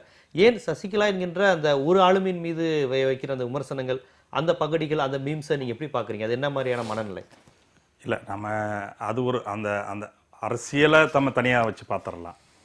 ஆனால் இது போன்று பொது தளத்தில் இதெல்லாம் எழுதி என்னுடைய கருத்தை சொல்வதற்கு எங்கெல்லாம் என் கருத்து சொல்ல முடியல, நான் எங்கே எழுத முடியல, பேச முடியல, அதற்காக உருவாக்கப்பட்டதான் சமூக வலைத்தளங்கள். அதான் எனக்கான கருத்து சொல்வதற்கு எல்லாமே உரிமை உண்டு. அந்த மாதிரி இடங்கள்ல ஒரு பொது வாழ்க்கைக்கு அரசியலுக்கு வருகிறார், வந்துவிட்டார், இருக்கிறார் என்று சொல்லப்படுகிற ஒரு யாரை பற்றியுமே எழுதுவதற்கு, விமர்சிப்பதற்கு உரிமை உண்டு. அதை யாரும் மறுக்க முடியாது. அதன் மீது நீங்கள் நடவடிக்கை எடுக்கலாம் என்று சொன்னால் அதை ஏற்கனவே உச்சநீதிமன்றம் பல முறை அதை வந்து சுட்டிக்காட்டி இருக்கு, அப்படி செய்ய முடியாது என்று. அதை நம்ம மீண்டும் மீண்டும் அவர்களுக்கு சொல்ல தேவையில்லை. அப்படி சொல்லுமே ஆனால் வேறு சில வடிவங்களை இந்த சமூக வலைத்தளத்தில் எழுதுகிறவர்கள் கண்டுபிடிப்பார்கள். அது மீண்டும் வந்து ஒரு குரூசியல் இடத்துக்கு தான் கொண்டு போய் நிறுத்தும். எப்படி இதை எதிர்கொள்வது, அதுதான் மிக முக்கியமானது. அதில் எழுதக்கூடிய எதுவும் வந்து ஃபேக்ட் இல்லை அப்படின்லாம் நம்ம சொல்ல முடியாது. பல்வேறு வடிவங்களில் அந்த ஃபேக்டை வந்து மக்கள் வெளிப்படுத்துவார்கள். ஒருத்தர் வந்து பழமொழி மாதிரி சொல்லுவார், ஒருத்தர் உருவகமாக சொல்லுவார், ஒருத்தர் சிறுகதையாக சொல்லுவார். ஒவ்வொருத்தரும் தடுத்து எப்படி வேணும், எந்த வடிவத்தில் வேண்டுமானாலும் கருத்து இதுதான். தன்னுடைய எதிர்ப்போ தன்னுடைய ஆதரவோ அதுதான் கருத்து. அந்த கருத்தை அவர் எப்படி வேணாலும் எதிர்ப்பை வெளிப்படுத்தலாம். ஒரு கார்ட்டூனில் கூட அவர் சொல்லிட்டு போயிடலாம். அதனால் அப்படி வந்து அந்த எக்ஸ்பிரஷனை வந்து என்ன பண்ண முடியாதுன்னா, நீங்கள் வந்து இந்த மாதிரி சட்டங்கள்லாம் போட்டுலாம் தடை செய்ய முடியாது. அது தடுத்தால் வேறு சில விளைவுகளை உருவாக்கும் என்பதை ஒரு எல்லை இருக்கு இல்லையா, உரிமை இருந்தாலும் அதற்கு ஒரு எல்லை இருக்கு இல்லையா. அந்த எல்லையெல்லாம் புரிந்து கொண்டு தான் இதெல்லாம் எக்ஸ்பிரஸ் பண்றாங்க. அந்த எல்லையை புரிந்து கொண்டவர்கள் தான் இதற்குள் இயங்கி கொண்டிருக்கிறார்கள், கருத்து சொல்லுகிறார்கள். புதிதாலாம் வந்து சோசியல் மீடியாவெல்லாம் யாரும் பண்ணிட முடியாது. நிறைய பேர்கிட்ட சோசியல் மீடியா இருக்கு. என்ன பண்ணிட்டு இருக்கிறாங்க அவங்க? பிறந்தநாள் வாழ்த்து, திருமண நாள் வாழ்த்து, ஹலோ நல்லா இருக்கு, இதுதான் சொல்லிக்கிட்டு இருக்கிறாங்க. யாரும் வந்து இப்போ இந்த மாதிரி நடந்துட்டு இருக்கு பொலிட்டிக்கல் இஷ்யூஸ்ல அவங்களுக்கு என்ன செய்யறதுலாம் தெரியல. அதனால் அது பிரச்சனை இல்லை. இது போன்று கருத்து சொல்லக்கூடியவர்கள், இதை பற்றி நன்கு தெரிந்தவர்கள், இதில் வந்து பரிச்சயமானவர்கள், பயணம் செய்து கொண்டிருக்கக்கூடியவர்கள் தான் தங்களுடைய கருத்துக்களை வந்து பதிவு செய்கிறார்கள். அதனால் அந்த கருத்துக்களை எப்படி எதிர்கொள்வது என்பது தான் மிக முக்கியமானதை தவிர அதை வந்து சட்டத்தின் அடிப்படையில் நாங்கள் ஒடுக்கி விடுவோம் அல்லது அதிகாரத்தை கையில் எடுத்துக்கொண்டு நாங்கள் இது பண்ணுவோம் அப்படின்னு சொல்லலாம். அது வந்து இது உங்களுடைய பார்வை. இது பொதுவாக வந்து மனித உரிமை ஆர்வலர்கள், சமூக செயற்பாட்டாளர்கள் இந்த மாதிரியான விஷயத்தை நீங்கள் ஆதரிச்சு தான் பேசுவாங்கன்னு வச்சுக்கோங்களேன். அந்த கோணத்தை தாண்டி ஜெயலலிதா என்கின்ற ஆளுமையை ஏற்றுக்கொண்டவர்கள் சசிகலா என்று வரும்போது மட்டும் அதிமுகவுக்கு அப்பாற்பட்டவர்களும் சேர்ந்து அதை விமர்சனம் செய்வதை நம்ம எப்படி பார்க்கறதுன்னு கேட்குறேன். இப்போ இந்த மீம்ஸ் அப்படிங்கிற விஷயம் தவிர்த்து இப்போ வந்து காலையில் விழுவது எல்லாவற்றையுமே இவங்க விமர்சனம் செஞ்சாங்க. என்ன அதிமுக இப்படி இருக்கிறாங்க, இது அதையெல்லாம் வந்தது. ஆனால் இப்போ இவர்கள் வந்து சசிகலாவிற்கு என்று வரும்போது கூடுதலாக ஒரு விமர்சனம் இருக்கே, அதை வந்து நம்ம எப்படி பார்க்குறதுன்னு கேட்குறேன். ஏன் அதை ஏற்றுக்கொள்ளுகிற மனநிலை பலருக்கு இல்லைன்னு கேட்குறேன் நான். இது ஒரு கட்சியில யார் வேண்டுமானாலும் உறுப்பினர்களாகலாம், அந்த கட்சிக்கு யார் வேண்டுமானாலும் அப்பாற்பட்டு விமர்சிப்பவர்கள் சொன்னேன். அதான் அதை கட்சி ஏற்றுக்கிட்டாங்க. ஆமா, அதான் வரலாம். அந்த வரக்கூடிய தலைமையை உண்மையிலே நான் வந்து எனக்கு வந்து ரொம்ப my heart is longing to that one particular political party. அந்த கட்சியின் மீது எனக்கு அம்மா பார்த்த அந்த பார்வையை வந்து நான் அப்படியே உங்கள் மேலே வைத்து பார்க்கின்ற பொழுது அந்த ஏக்கத்தை நீங்கள் எனக்கு ஃபுல்ஃபில் பண்ணுவீங்களான்ட்டு எதிர்பார்ப்பு இருக்குது. அந்த எதிர்பார்ப்பு அதிமுக தொண்டர்களும் நிர்வாகிகளும் பேசினா பரவாயில்ல. இல்ல இது பொதுவானவே. அப்பாற்பட்டு நானே அவங்க ஜெயலலிதா அவர்கள் இருந்த இடத்துல இவங்க இருக்க கூடாது, என்னால அதை நினைச்சு பார்க்க முடியலன்னு பேசுவதை கேக்குறேன். நீங்க சொல்றது அதிமுக அப்பாற்பட்டு ஏன் பேசுறாங்க? ஏங்க நம்ம வீட்டுல எடுத்துங்க, எங்க அம்மா தவறி போறாங்க, எங்க அப்பா வந்து 2வது திருமணம் செஞ்சுக்கிறாரு, எங்க சித்தி வராங்க, எங்க அம்மா மாதிரியே எங்க சித்தி இருப்பாங்களா, என்ன பாத்துக்குவாங்களா, எனக்கு தேவையான பணிவிடைகள்லாம் செய்வார்களான்னு நான் ஒரு எதிர்பார்ப்பு வைக்கிறேன். நான் ஒரு உதாரணத்துக்கு சொல்லுவேன். அப்பாற்பட்டு கேட்கிறேன். அது சரி, தமிழக மக்கள்கிட்ட நீங்க தமிழக மக்களுடைய எதிர்பார்ப்புன்ற வருகின்ற பொழுது நீங்க வந்து கட்சிக்கு அப்பாற்பட்டுல இருக்கக்கூடியவர்களையும் எதிர்பார்க்க கூடாது? எதிர்பார்க்கலாம்ல. இப்ப வந்து கூடாது இல்ல சொல்ல, அந்த மனநிலைக்கு என்ன அரசியல் நான் கேட்கிறேன். அந்த மனநிலைக்கு ஒரு நல்ல தலைவர் வேணும்னு சொல்லி விரும்புறாங்கன்னு அர்த்தம். ஒரு நல்ல தலைவர் விரும்புறாங்க. இல்ல, அதாவது இன்னைக்கு மக்கள் மனசுல என்ன இருக்குன்றத வந்து நம்ம வந்து இன்ஃப்ளூயன்ஸ் பண்ண முடியாத ஒரு இதுதான் இருக்குது, சூழல் தான் தமிழ்நாட்டில் இருக்குது. ஒவ்வொரு வாட்டியும் பாருங்கள், நம்ம எதிர்பார்க்கறது இப்போ ஒரு கருத்தாக இருக்கட்டும், இல்லை ஊடக ப்ரொபகண்டாக இருக்கட்டும், அதெல்லாம் வச்சு எலெக்ஷன் டிசைட் ஆகிறதில்ல. அதனால் வந்து மக்கள் மனசில் என்ன இருக்கோ அது வந்து வெளிப்படுறதுக்கு ஒரே ஒரு வாய்ப்பு தான் அவங்களுக்கு இருக்குது, தேர்தல் பொதுவாக. இப்போ இன்றைக்கி சமூக வலைத்தளங்கள் வந்த பிறகு அதை அவங்க எப்படி வெளிப்படுத்துகிறாங்கன்னா, அவங்க கையில் கிடைக்கிற இந்த சட்டையர், அந்த காலத்தில் கார்ட்டூன் பத்திரிகை மூலமாக வந்தது, வெகு சிலர் தான் பார்த்தாங்க. இன்றைக்கி இந்த மீம்ஸுங்கிறது தான் வந்து இப்போ நவீன கார்ட்டூன்னு வச்சுக்கலாம். அதே போல் ட்விட்டர் போன்ற வலைத்தளங்களில் இதை விட கடுமையான வார்த்தைகள் வைக்கப்படுதுன்றது தான் என்னுடைய கருத்து. இந்த மீம்ஸுங்கிறது ஒரு உருவமாக இருக்கிறதுனால அதை ஈஸியாக அவங்களால புரிஞ்சிக்க முடியுது, அதை பகிர்ந்து கொள்வது ஒரு நொடியில் நடக்குது. ஸோ அதனால் வந்து அது வந்து அதோடைய ரீச் பரவல் வந்து தமிழ்நாட்டில் அதிகமாக இருக்குது. ஆனால் இதே நீங்கள் ட்விட்டர் போன்ற வலைத்தளங்களை பார்த்தீங்கன்னா, ஆங்கிலத்தில் கருத்துக்கள் கொடுக்குறவங்க வந்து இதை விட காரமானதாகவும் மிக காழ்ப்பாகவும் மனதை புண்படுத்தும் விதமாகவும் வந்து எழுதுறது வந்து சர்வசாதாரணமாக நடந்து வருது. இது தேசிய அரசியலை பற்றி நான் சொல்கிறேன். அதனால் வந்து இந்த மக்கள் தங்களுடைய கருத்தை வந்து பகிர்ந்து கொள்வதற்கு இன்றைக்கி தயக்கம் காட்டுவதில்லை. அவங்க வந்து அவங்க கருத்து வந்து இன்னொருத்தர் சொன்னாலும் அதை வந்து 3வது நபரோட பகிர்ந்து கொள்கிறார்கள். இதில் வந்து சட்டம் என்ன சொல்லுது அப்படிங்கிறது ஒரு பக்கம். 2வது, நீங்கள் எத்தனை பேர் மேலே நடவடிக்கை எடுப்பீங்கன்றது இன்னொரு பக்கம். இப்போ எனக்கு வந்து அது தனிப்பட்ட முறையில் நான் விரும்பாமல் இருக்கலாம், ஆனால் அது விரும்புகிறவங்க 1000 பேர் எனக்கு அந்த மெசேஜ் அனுப்பிட்டு தான் இருக்கும், அதை நம்ம பார்த்துட்டு பேசாத இருக்கும். அது ஒரு விதமான நகர்வு. இன்னொன்று வந்து இல்லை இது நமக்கு வந்து தான், இதை நம்ம ஒரு 50 பேருக்கு அனுப்போம் அப்படின்னு சொல்லி அது ஒரு விதமான நகர்வு. இது எல்லாமே நடந்துட்டு தான் இருக்கும் சமூகத்தில். இதை எதிர்த்து எதிர்வினை ஆற்றுறது வந்து அதில் ஆற்றினால் அதில் வந்து எந்த லாபமும் கிடைக்காதுங்கிறது தான் என்னுடைய கருத்து. அடுத்தபடியாக உச்சநீதிமன்றம் மத்திய அரசுக்கு ஒரு விஷயம் சொல்லியிருக்கிறாங்க. அதாவது ரொம்ப காலமாக இருக்கிற பிரச்சனை தான். சமீப காலமாக மாணவர்கள் மத்தியில் வந்து இந்த போதை பழக்கம் வந்து அதிகமாக இருக்குது, இதை தடுப்பதற்கு என்னென்ன நடவடிக்கைகள் எடுத்திருக்கீங்க, எடுக்க போறீங்கிறத உடனடியாக நீங்கள் சொல்லணும்னு மத்திய அரசுக்கு உச்சநீதிமன்றம் வந்து சொல்லியிருக்கு. அதில் இன்னொரு முக்கியமான விஷயம் அவங்க சொல்லியிருக்காங்க, போதை பழக்கத்துக்கு ஆளாகிற மாணவர்கள் தான் கூடிய விரைவில் அதனுடைய விற்பனர்களாக மாறிடுறாங்க அப்படிங்கிற மாதிரி விஷயங்கள் சொல்லியிருக்காங்க. இதை வந்து நம்ம எப்படி பார்க்கணும்? இதை வந்து விற்பனை தடை செய்வதிலிருந்து அரசு செயல்பட ஆரம்பிக்கணுமா, இல்லை நுகர்வோரை பிடிப்பதிலிருந்து இதை கண்டுபிடிக்கணுமா? எப்படி செய்து ஆரம்பிக்கணும்னு நினைக்கிறீங்க? ரொம்ப கவலை அளிக்கக்கூடிய ஒரு செய்தி தான் இது. ஏன்னா நம்முடைய சமூகத்தில் நீதி கதைகள்ல இருந்து, நம்முடைய பாட்டி கதைகள்ல இருந்து, அல்லது மதம் சார்ந்த ஆன்மீக கதைகள்ல இருந்து எல்லாமே இது போன்ற பழக்கங்களிலிருந்து விடுபடணும், குடிக்கக்கூடாது, சிகரெட்டு பிடிக்கக்கூடாது, நீ நல்லவனாக இருக்கணும், நல்லவளாக இருக்கணும் அப்படிங்கிறதுக்கு இந்த நல் வழி கருத்துக்கள் சொல்லி தான் உருவாக்கப்பட்ட இப்படிதான் வந்து ஒரு குழந்தை வந்து வளர்ப்பு முறை என்பது சமூகத்தில் ஆங்காங்கே இருக்குது. ஆனால் அப்படிப்பட்ட ஒரு சூழல்ல இன்றைக்கு இது மிக சிறிய வயதிலேயே சிறுவர்களையே பாதிக்கக்கூடிய அளவுக்கு போகுது அப்படின்னு சொன்னா நிச்சயம் இது போன்ற மாணவர்களுக்கு விழிப்புணர்வு ஊட்டுவதால் மட்டுமே இது சாத்தியமானது கிடையாது. ஏன்னா ஏற்கனவே நிறைய நாம் பேசப்பட்டிருக்கு. மாணவர்களுக்கு போதையை பற்றி சொல்லுவதாக இருந்தாலும் சரி, செக்ஸ் எஜுகேஷனை பற்றி சொல்லக்கூடிய விஷயமா இருந்தாலும் அதை டீச் பண்ணுற இடம் மட்டுமே கிடையாது. அப்போ போதைப் பொருள் எங்கே இருந்து வருது, எங்கே கிடைக்குது, யார் அதனுடைய கடத்தலாம், இங்கே எப்படி கடத்தி கொண்டு வராங்க, எங்கே இருக்குது, எப்படி உற்பத்தி செய்யப்படுகிறது, இன்னும் கூட இந்தியாவில் போதைப் பொருள் இங்கே இன்னும் பயிரிடப்படுகிறது, இதை பற்றியெல்லாம் கவலைப்படாத ஒரு அரசாங்கம் நேரடியாக மாணவர்களுக்கு ஒரு டீச்சிங் பண்ணிடுறதுல மட்டுமே சொல்லுகிற ஒரு விஷயம். ஆனால் பட் அதுவும் தேவை, நம்ம இல்லைன்னு நம்ம மறுக்க முடியாது. ஏன்னா இன்றைக்கு மதுவுக்கு அடிமையாக இருக்குது.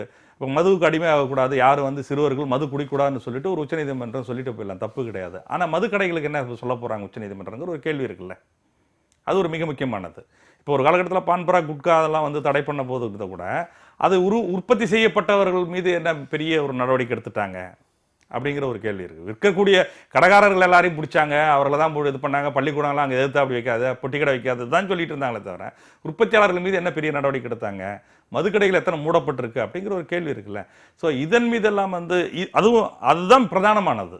அதுலேயும் கவனம் செலுத்தி கொண்டு இதை சொல்லுகின்ற ஒரு இடம் தான் பார்க்கணும். ரெண்டாவதாக பார்க்கும்பொழுது நம்முடைய கலாச்சாரம், நம்முடைய ஒரு அந்த நான் ஏற்கனவே சொல்கிற மாதிரி எதற்கு எதை சொல்லி இன்னைக்கு குழந்தைகளை வளர்த்தெடுப்பது? வேறு ஏதோ ஒரு பண்பாட்டு சிதைவு நம்முடைய சமூகத்தில் ஏற்பட்டு கொண்டே இருக்கிறது, ஏதோ ஒரு சிதைவு அடைந்து கொண்டே இருக்கிறது. அதனால வந்து ஒரு மாற்று பண்பாட்டை நோக்கியும் புதிய தலைமுறையை வந்து வளர்த்தெடுக்க வேண்டிய ஒரு தேவை இருக்கிறது. நிச்சயமாக வளர்த்தெடுக்க வேண்டிய தேவை இருக்கிறது. ஏன்னா அனைவருடைய எதிர்பார்ப்பையும் எண்ணங்களையும் நம்பிக்கைகளையும் எங்கே நம்ம மீண்டும் மீண்டும் திருப்புறோம்னா குழந்தைகளை நோக்கியும் சிறுவர்களை நோக்கியும் இளைஞர்களை நோக்கியும் தான் நம்ம திருப்புறோம். எதிர்கால இந்தியாவும் அவர்கள் கையில் தான் இருக்குது, இந்த சமூகம் அவர்கள் கையில் தான் இருக்குது, இதை தான் நம்ம சொல்கிறோம். ஆனால் அப்படி இருக்கக்கூடியவர்களுக்கு என்ன மாதிரியான பண்பாட்டை நம்ம கொடுக்க போகிறோங்கிற ஒரு பெரிய கேள்வி இருக்குது. அப்போது இவ்வளோ ஒரு சீர்கேடடைந்த ஒரு சமூகத்தை நான் வைத்துக்கொண்டு அவர்கள் மட்டும் நான் எங்கே நான் நல்லவர்களாக வைத்திருக்கேன், எப்படி வச்சிருக்க முடியும்? அடிப்படையான ஒரு சமூக மாற்றம் அடிப்படையிலேயே இந்த சமூகத்தை ஒரு சீர்கேடடைந்த ஒரு சமூகத்தை நான் வைத்துக்கொண்டு இவர்களெல்லாம் செவ்வாய்கிரகத்தில் வச்சுட்டு நான் இதை பேசினா தப்பு கிடையாது. ஆனால் இவர்களும் இந்த சமூகத்திற்குள்ளே நான் வைத்து தான் உருவாக்க வேண்டிய ஒரு தேவை இருக்கிறது. அதனால இந்த சமூக மாற்றத்திற்குள் நாம் ஒவ்வொருவருடைய போதைப் பொருள் பயன்படுத்துகிற அந்த பையனை பிடிப்பதோடு முடிவு அது மட்டுமே கிடையாது, அது மட்டுமே அது இல்லை. நீங்க வந்து இப்ப இதே வந்து மது அறிந்து விட்டு போகக்கூடிய ஆசிரியர்கள்லாம் இருக்கிறாங்கல்ல, ஆசிரியர்கள் போயிருக்கிறாங்கல்ல. இப்போ அண்மையில் கூட ஒரு ஆசிரியரை அங்கங்கே விழுப்புரம் மாவட்டத்தில் அடித்து வெளியே தூக்கிட்டு வந்தாங்கல்ல. அப்போ இந்த சமூகத்திற்குள்ளே அது வந்து புறையோடைய ஒரு பண்பாடாக மாறுகிறது. அப்புறம் மது கலாச்சாரம் என்பதும் புகைப்பிடித்தல் கலாச்சாரம் என்பதும் சமூகத்தினுடைய மிகப்பெரிய சீரழிவாக வந்து கொண்டிருக்கு. அப்போ அதை வேரோடு அடிக்கக்கூடிய நிகழ்ச்சியை வந்து வைத்துக்கொண்டு தான் மாணவர்களுக்கு டீச்சிங்குள்ளே போகணுமே தவிர, இல்லைன்னா ஏதோ மாணவர்கள் குற்றவாளிகள் மாதிரியும் சிறுவர்கள் குற்றவாளிகள் மாதிரியும் குழந்தைகளுக்கு ஏதோ ஒன்றும் தெரியாதுன்ற மாதிரி அது வேறு வகையான ஒரு ஆப்போசிட் அன்எத்திக்கல் ஸ்டோரி. இல்லை சார், பல கதைகள் வந்து நமக்கு சமீப காலத்தில் வந்து பதிவாகி இருக்கு. கதை இல்லை, அது நிஜம். ஆக்சுவலாக பல நிகழ்வுகள் என்னென்னா, ஒரு 10 வயசு பையன் வந்து ஒரு ட்ரக் செல்லராக இருக்கான். அவனால் அதை வந்து வாங்க முடியுது. அவனுக்கு வீட்டில் கொண்டு வந்து கொடுக்குறாங்க. அதை வாங்கி அவன் வந்து இன்னொரு 10 வயசு பையனுக்கு அதை அதிக விலைக்கு விற்று அதை ஒரு தொழிலை நடத்திட்டு வரான். ஒரு 10 வயசு பையன் பண்ணுற வேலை இது. அப்போ அந்த அளவுக்கு வந்து இதனுடைய தாக்கம் வந்து நம்ம சமுதாயத்தில் ஏற்கனவே இருக்குது அப்படிங்கிறத வந்து முதல்ல நம்ம உணரணும். ரெண்டாவது, இது நோக்கி அவர் சொன்ன மாதிரி உற்பத்தி ஆகிற இடத்துல தான் வந்து நம்ம வந்து முதல்ல பிடிக்கணும். ஒன்று. ரெண்டாவது, வெளிநாட்டிலேருந்து உள்ளே வருது. இது ஒரு முக்கியமான விஷயம். நமக்கு 3 பக்கத்துலேருந்து வருது. கீழே இலங்கை சைட்லேருந்தும் நிறைய வந்து ட்ரக்ஸ் வருது, பாகிஸ்தான்லேருந்து வருது, இந்த பக்கம் நேபாள் இந்த சைட்லேருந்து வருது. ஸோ 3 பக்கத்துலேருந்து நமக்கு வந்து நம்ம நாட்டுக்குள்ளே வந்து இதை விற்க நினைக்கிறாங்க. அந்த 3 பக்கம் நம்ம வந்து ரொம்ப ஜாக்கிரதையாக இருக்கணும். நம்ம பார்டர்ஸில் வந்து கரெக்டாக இருக்கணும். யாருமே இந்த தவறுகள் செய்பவர்கள் மீது கடும் நடவடிக்கை எடுக்க வேண்டும். அதெல்லாம் எடுத்தால் தான் நம்மளால் வந்து இது பண்ண முடியும். இல்லைன்னா நம்மளால் இவர் சொல்கிற மாதிரி இளைய சமூகத்தை வந்து பாதுகாப்பது வந்து ரொம்ப கஷ்டமாயிடும். இதுலையும் குறிப்பாக தமிழ்நாடு போன்ற மாநிலங்களை விட வட இந்திய தொழிலாளர்கள் இதில் ரொம்ப பாதிக்கப்படுறாங்க. அந்த குழந்தைகளுக்கு ரொம்ப எளிதாக அந்த பழக்கம் வந்து வருவதற்கான வாய்ப்புகள் வந்து ரொம்ப அதிகமாக இருக்குது.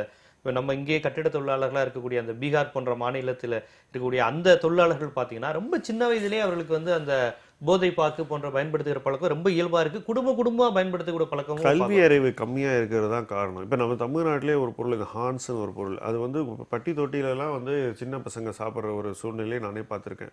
இது வந்து ஆக்சுவலாக இந்த ஊரில் வந்து எப்படி நம்ம வந்து விநியோகம் பண்ண அலோவ் பண்ணுறோங்கிறது தான் கேள்வி. இந்த மாதிரி நிறைய பொருட்கள் இருக்குது. இந்த டொபாக்கோ சூ பண்ணுறது இதெல்லாம் வந்து ஹைலி கேன்சரஸ். இதில் நிறைய விஷயங்கள் இருக்குது. இந்த பொருட்களை வந்து எப்படி நம்ம வந்து விநியோகம் பண்ண விடுறோம், அது எங்கேருந்து வருதுங்கிறத முதல்ல பார்க்கணும். அடுத்தது அவர் சொல்கிற மாதிரி விநியோகம் பண்ணுறவங்க பிடிக்கணும். நுகர்வு பண்ற இடத்துல போய் பிடிக்கிறதுல வந்து பெரிய இது இல்லை. உள்ள வரவிடாமல் தடுக்கணும். இப்போ வெளிநாடுகளில் நிறைய நாடுகளில் நீங்கள் பார்த்தீங்கன்னா, இஸ்லாமிக் கண்ட்ரீஸில் குறிப்பாக சொல்லணும்னா அவங்க வந்து நிறைய இதுக்கு வந்து தடுப்பு வச்சுருக்காங்க. அது தண்டனைகள் வந்து ரொம்ப அதிகமாக வச்சுருக்காங்க. அது சில நேரத்தில் சர்வாதிகாரமாக தோன்றினாலும் அந்த சமூகத்தை வந்து சீராக வைத்துக் கொள்வதற்கு அது வந்து உதவுதுன்னு தான் நான் சொல்லுவேன். இன்றைய முதல் பார்வை நிகழ்ச்சியில் இயற்கையில் ஆரம்பித்து அரசியல், பொருளாதாரம், சமூகம் சார்ந்த பிரச்சனைகள் என பல்வேறு பிரச்சனைகள் குறித்தும் உங்களுடைய இருவருடைய பார்வைகளும் பல்வேறு பரிணாமங்களில் பதிவு செஞ்சீங்கன்னே சொல்லணும். அதற்காக முதல் பார்வை நிகழ்ச்சி உங்கள் இருவருக்கும் நன்றி தெரிவிச்சு. மீண்டும் முதல் பார்வை நிகழ்ச்சியில் சந்திக்கும் வரை உங்களிடமிருந்து விடைபெறுவது ஜீவசகாப்தன்.